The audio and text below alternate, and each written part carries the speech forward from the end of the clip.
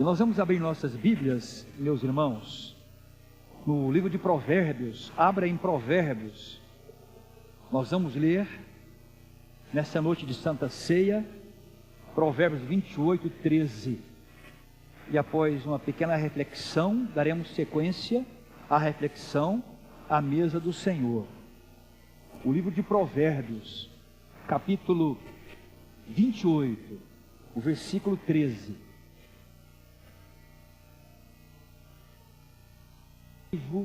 Noite de Santa Ceia, Senhor, te rendemos graças pelos jovens com louvor, pelas crianças, pelas equipes que trabalham com as crianças, ó Deus, agora pela tua palavra lida, Senhor, e pela sua igreja espalhada, ó Deus, no Brasil e em todo o mundo, Senhor. Abençoe o nosso povo, o povo da cruz, ó Pai, que possamos caminhar, ó Deus, de joelhos, Senhor, e que nós possamos ter consciência do Estado, Senhor, e, ó Pai, estar dia a dia desenvolvendo a nossa cidadania. Damos-te graça pela palavra lida, Senhor, pelas orações, pelos cânticos, e que, ó Deus, todo culto, ó Pai, seja consagrado ao Senhor. Oramos em nome do Senhor Jesus. Amém. Meus irmãos, quando eu leio esse versículo, e leio um trecho que eu vou citar para os irmãos, eu me lembro, já comentei com a igreja em outras ocasiões, uma história para as crianças que eu ouvi e que eu contei também para as crianças em tempo de EBF e do trabalho infantil. Era a história chamada A Boneca que Cresceu. Conta a história que um casal tinha 2 filhos. E o casal, tempo difícil, não tinha como lidar em relações a algumas questões financeiras. E época do Natal não tinha com que presentear as crianças. Então conta a história que o pai resolveu fazer um presente para o filho. Vamos dar o nome do filho de Joãozinho, para variar, né? E a mãe, um presente para Maria. E o pai fez um arco e flecha. O pai quis saber quem foi que quebrou a vidraça, perguntou para Maria, para o João. O João disse que não foi ele, etc. Enfim, não foi. Ameaçou a Maria para Maria não contar que tinha sido João. Eu sei que no final da história a Maria não aguentou e contou que foi o João. E o João ficou irritado com Maria, foi disciplinado pelo pai. E o João disse: pode deixar, Maria, que eu vou vingar de você. E ele então um dia, Maria deixou a boneca do lado, a Maria amava a sua boneca. Ele pegou a boneca da Maria, foi lá para o fundo do quintal, atrás do celeiro, cavou um buraco, enterrou a boneca e não contou para ninguém. E a Maria, chegou a hora de brincar com a boneca, diz a história, procurou a boneca, não encontrava, de um lado do outro, nada, todo o quintal, a casa, a mãe ajudou a procurar, o pai ajudou a procurar, e o Joãozinho quieto, frio, calculista, vingativo. E perguntaram para o Joãozinho: você sabe onde está a boneca da sua irmã? O Joãozinho afirmava que não. Ele: não sei. Maria chorou bastante, 1 dia, 2 dias, 3 dias, uma semana, e o Joãozinho não contou onde estava a boneca. E conta a história que depois de um período, um certo tempo, um tio foi visitá-los, e a mãe ia fazer um almoço especial, enfim. E o tio foi passear pelo quintal, e quando ele caminha lá no fundo, lá atrás do celeiro, ele vê algo brotando no chão. Ele acha estranho, estava brotando arroz no chão, e chamou a mãe para ver, não sabia o que era aquilo. E o arroz tinha a forma de um corpinho. O arroz brotou, e o pecado se evidenciou. E o Joãozinho teve que confessar. Não teve jeito, teve que confessar. Não teve como esconder. O pecado às vezes brota, por mais que você esconde o pecado. Tem um texto em Números que diz assim: porém, se não o fizerdes assim, eis que pecastes contra o Senhor, e saber que o vosso pecado vos há de achar. Moisés falando para o povo. Porém, se não fizerdes assim, eis que pecastes contra o Senhor, e saber que o vosso pecado vos há de achar.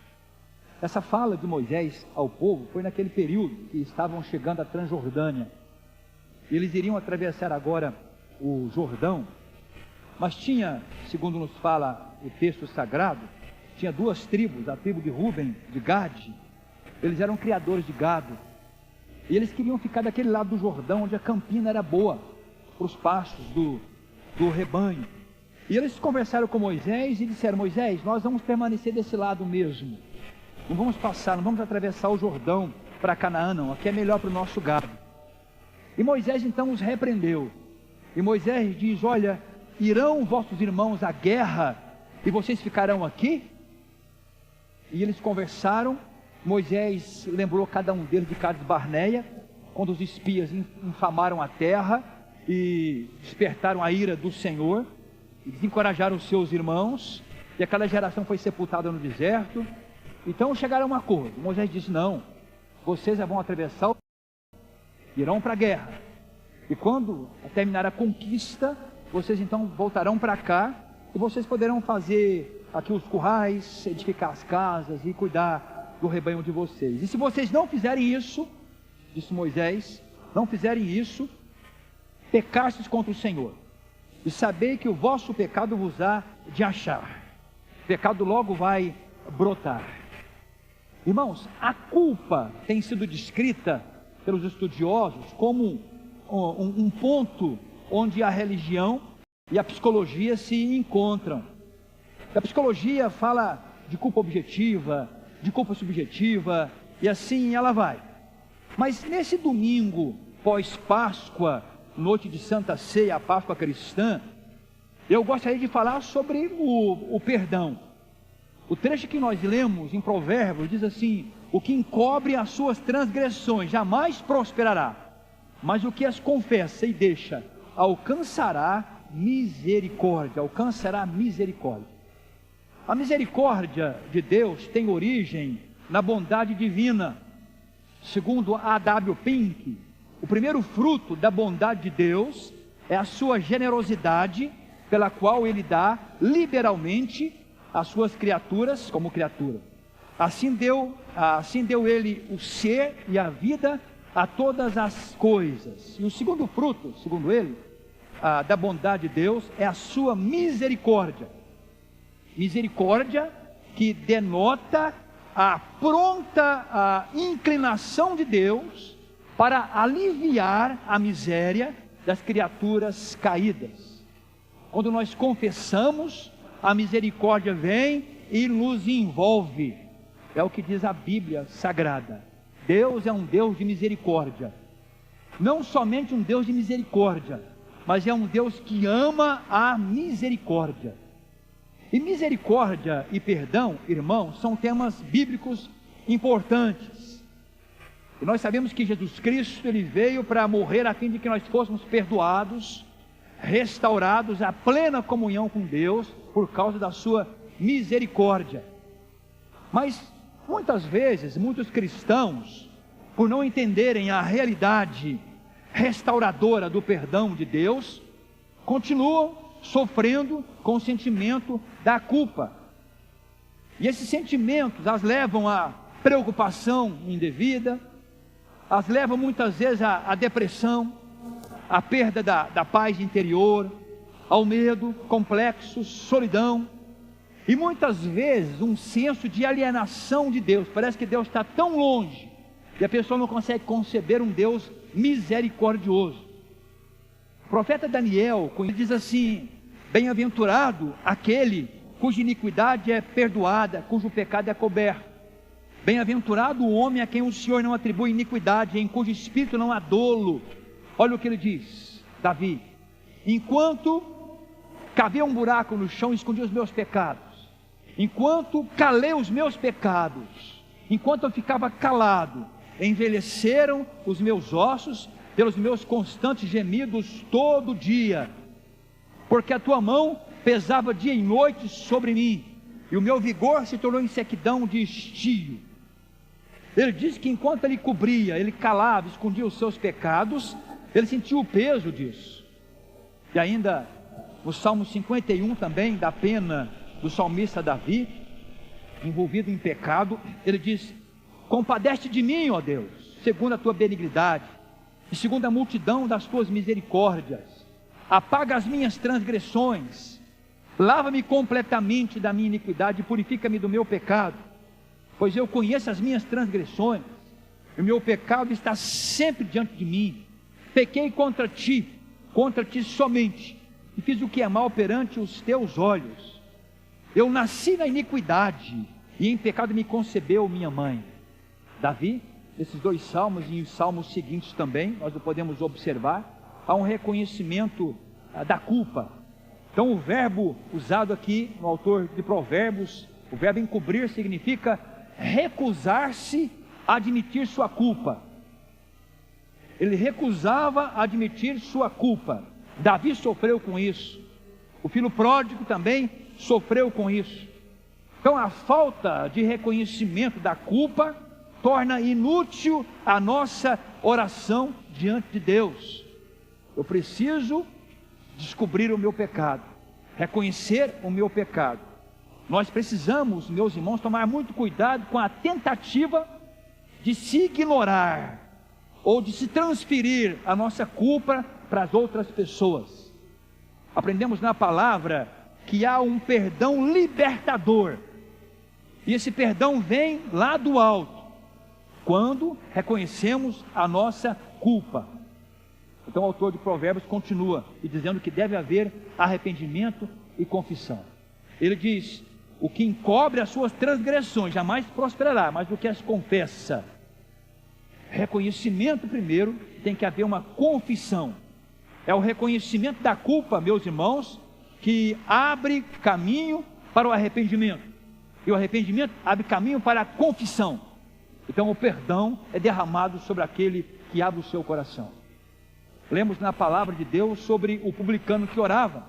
Diz a Bíblia que o publicano, o pecador, orava e a sua oração rasgou o céu. Ele batia no seu peito, ele dizia: ó Deus, sê propício a mim, pecador, seja favorável a mim que sou pecador. E na palavra do Senhor Jesus, ele foi perdoado. Mas ainda, o autor diz que esse arrependimento, essa confissão, deve me levar ao abandono do erro. Confessa e deixa, esse alcançará a misericórdia. Aquele que não encobre, aquele que confessa e deixa, diz o trecho, esse vai alcançar a misericórdia do Senhor. Então a posse do perdão exige o abandono do pecado. Então o pecado não confessado é uma desordem na vida. Não vai haver prosperidade. A pessoa não vai amadurecer na vida, não vai conquistar alvos na vida, vai ficar patinando o tempo todo. É o que diz o trecho sagrado. Eu preciso confessar a Ele o meu pecado, eu preciso me arrepender do meu pecado, eu preciso deixar o meu pecado, segundo nos fala o trecho sagrado. Então a confissão e o arrependimento levam à restauração, e eu passo a ter um relacionamento correto com Deus, e a base desse relacionamento é a misericórdia alcançada. Eu alcancei a misericórdia, então agora eu tenho um relacionamento reto com Deus e também com o meu irmão, e todos os demais relacionamentos, primeiro com Deus e com o meu irmão. É uma chamada para o nosso coração, abrir o nosso coração para o Senhor, reconhecer o nosso pecado e parar com essa mania de transferir a culpa para o outro, de apontar o dedo para o outro, mas assumir a nossa postura. É o que diz o trecho sagrado ao nosso coração. O pecado, segundo Luiz Berkoff, o teólogo, não é um lapso. Achamos que o pecado é meramente um lapso, mas não é um lapso. O pecado não é apenas um mal, mas é um mal numa categoria específica, diz Berkoff. O pecado é uma falta de integridade, é uma falta de retidão, é uma saída da vereda designada. Brincamos muitas vezes com o pecado, mas o pecado, meus irmãos, é uma revolta, é uma recusa de sujeição a uma autoridade legítima, que no caso é o nosso Deus. Pecado não é um mero desvio, Pecado é transgressão da lei. Pecado é rompimento da aliança. Pecado, por mais que você queira suavizar, a Bíblia diz, é uma ativa oposição a Deus. E Berkoff continua, é uma fuga ímpia e culposa da lei. O pecado não é uma calamidade que sobreveio subitamente ao homem, mas ele envenenou a vida do homem, ele arruinou a sua felicidade.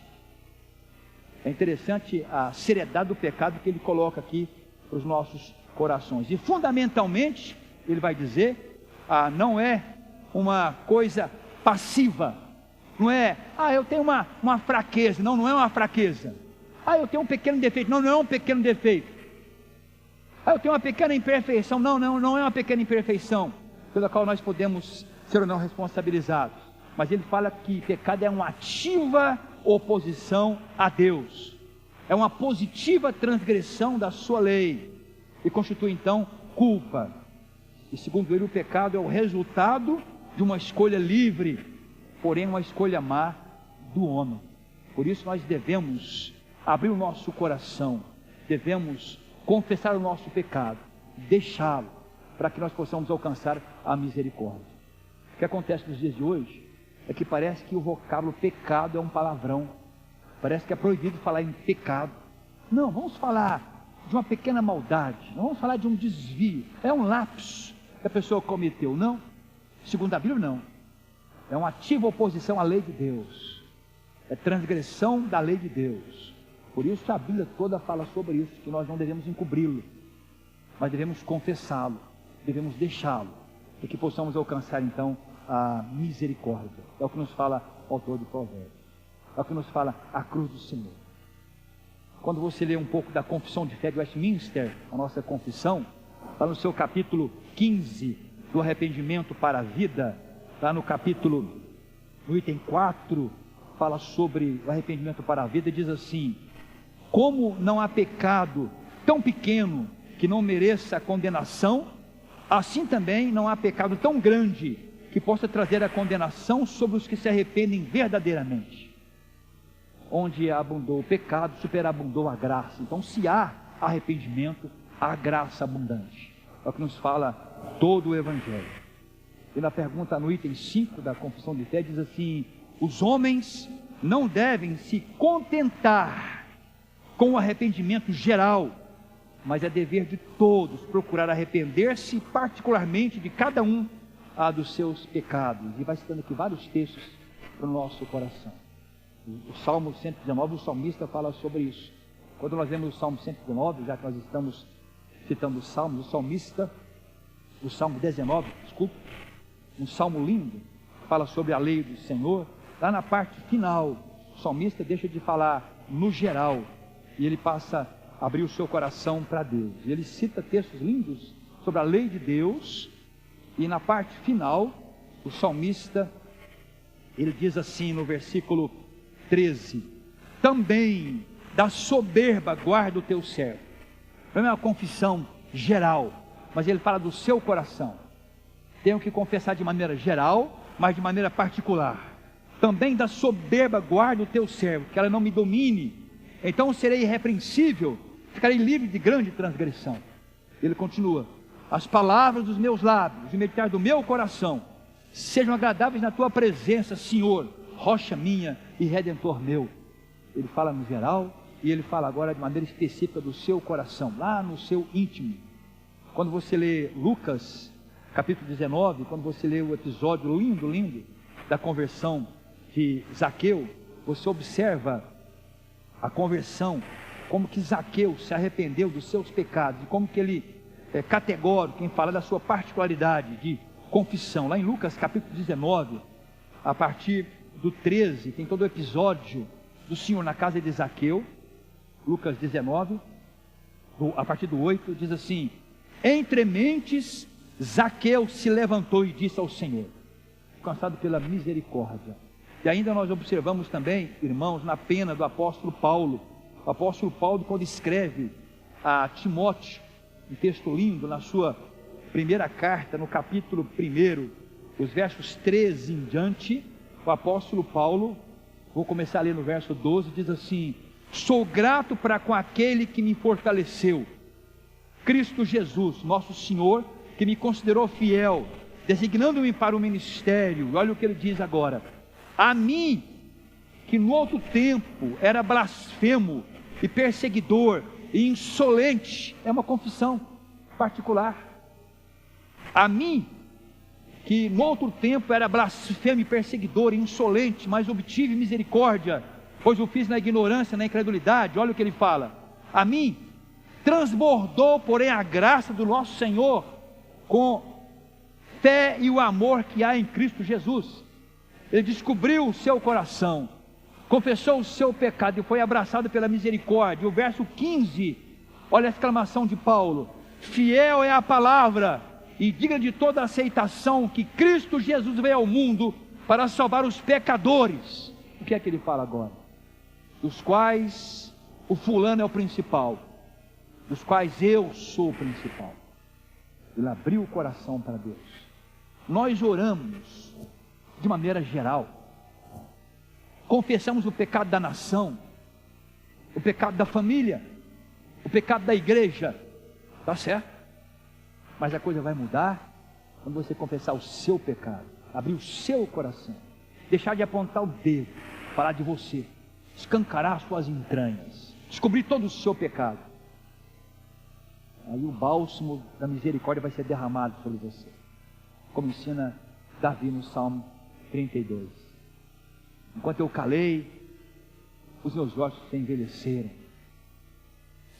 o meu vigor secou como uma estiagem. Depois que eu confessei o meu pecado, aí tudo mudou. Observem o Salmo 32 ainda, a outra parte do Salmo 32. Davi, depois de abrir o seu coração para o Senhor, antes de abrir o coração, ele era um homem. Depois que ele abre o coração, ele é outro homem. Aqui está um homem no pecado, o pecado coberto. Verso 3: enquanto calei os meus pecados, envelheceram os meus ossos, eu gemia todo dia, a sua mão pesava de dia e de noite sobre mim, e a minha força ficou seca como uma estiagem.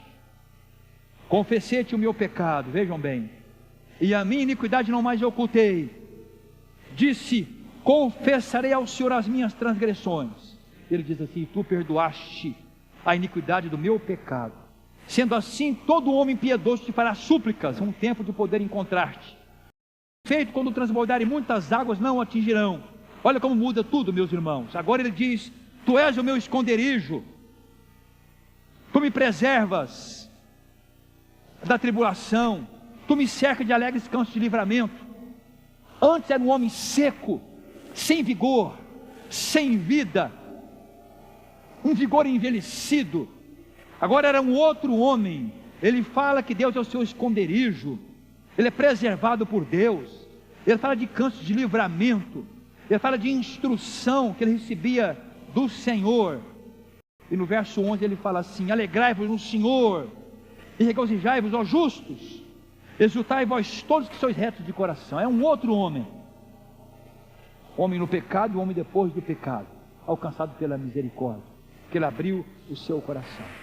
E assim também no salmo seguinte que nós lemos, Salmo 51, é um outro homem, foi transformado, foi instruído pelo Senhor completamente. Nos fala o salmo seguinte, o salmo, na verdade, o salmo que nós citamos o seguinte, Salmo 51.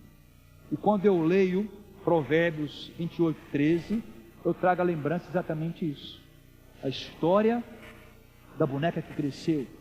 Eu trago também a história de Davi, Paulo, do publicano. Quando eu deixo de simplesmente confessar, fazer uma confissão no geral, quando eu coloco a boca no pó e abro o meu coração para o Senhor e falo com Deus e paro de transferir a culpa para os outros, assumo a culpabilidade, aí as coisas começam a mudar. Aí a misericórdia vem e me assiste, e Deus me acompanha. Eu saio da zona de conforto. Eu não posso ter medo de abrir os porões para Deus, de ficar a sós com Deus. É o que diz o autor de Provérbios ao nosso coração. Estamos num tempo especial de Páscoa, de Santa Ceia. O Senhor, Jesus derramou o seu sangue precioso. O sangue nos purifica de todo o pecado. E nós cremos no sangue derramado. É um tempo oportuno para abrirmos o nosso coração, para descobrirmos o nosso coração, pedimos perdão pelas nossas faltas e pecados, e entender que o avivamento começa no seu coração, quando você está prostrado diante da cruz do Senhor Jesus Cristo. Tem um texto de Crônicas, 2 Crônicas, conhecido e muito citado, que diz assim: se o meu povo, que se chama pelo meu nome, se humilhar e orar e me buscar, e se converter dos seus maus caminhos, então eu ouvirei dos céus, eu vou perdoar os seus pecados e eu vou sarar a sua terra. Tem a ver com o texto que nós vemos aqui de Provérbios. Então confessemos os nossos pecados ao Senhor, assuma os seus pecados, pare de transferir a culpa para o outro. A mudança vem quando você assume a sua posição diante do Senhor. É muito bom saber que a mão do Senhor não está encolhida para que não possa salvar, nem surdo o seu ouvido para que não possa ouvir, mas são nossas iniquidades, nossos pecados não confessados, que fazem separação entre nós e o nosso Deus, como fala o profeta Isaías. O apóstolo Paulo, irmãos, nos diz na ocasião da Santa Ceia: examine-se, pois, o homem a si mesmo, e coma do pão e beba do cálice. Nós vamos agora nos preparar para a Santa Ceia fazendo esse autoexame. Você não vai examinar o outro, é o seu coração, lá no seu íntimo. Fale com Deus: Senhor, tem misericórdia de mim. Eu sou bom para confessar o pecado geral da nação, da família, da igreja, mas na hora de eu me confrontar particularmente com o Senhor, eu não consigo. Senhor, tem misericórdia de mim. Senhor, eu sou muito bom para transferir a culpa sobre os outros. Senhor, me perdoe por isso. Me ajude a assumir a culpa, a minha culpa, meu pecado. Eu quero, Senhor, nessa noite, abrir meu coração, o Senhor, confessar os meus pecados. Eu quero alcançar a sua misericórdia. Eu quero alcançar a sua misericórdia. Eu quero essa alegria que vem de um coração perdoado.